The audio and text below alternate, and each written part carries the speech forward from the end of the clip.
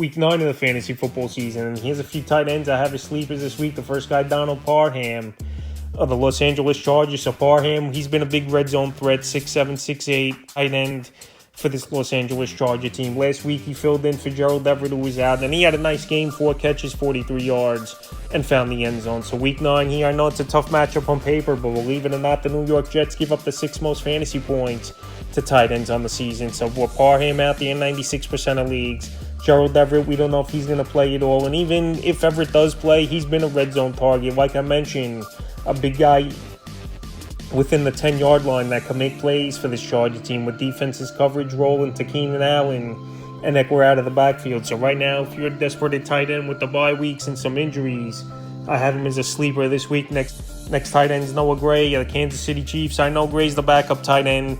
We know Travis Kelce, best tight end in the league. He's getting numbers each and every week, putting up big fantasy points.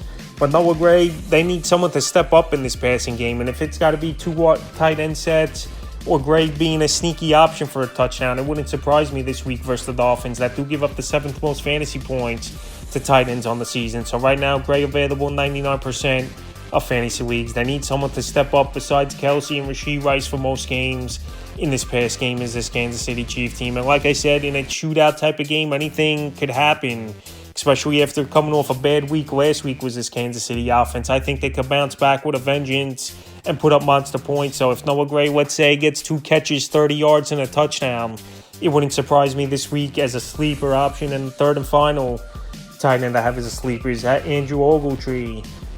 The third and final tight end I have as a sleeper is Andrew Ogletree, Indianapolis Colts. So Ogletree, a guy in this offense that's gone out there and he's made some plays. And I know he's been a red zone target for the most part. He's not running a lot of routes. Kylan Grant's in there as well. But him and Gardner Minshew have hooked up a couple times this season for the touchdowns. So Andrew Ogletree last week, what a dive and grab it was for him in the back of the end zone. I know he finished the game 1 catch, 33 yards and a touchdown. But defense is a rolling coverage to Michael Pittman, Josh Downs, who's been impressive in his rookie season, Jonathan Taylor.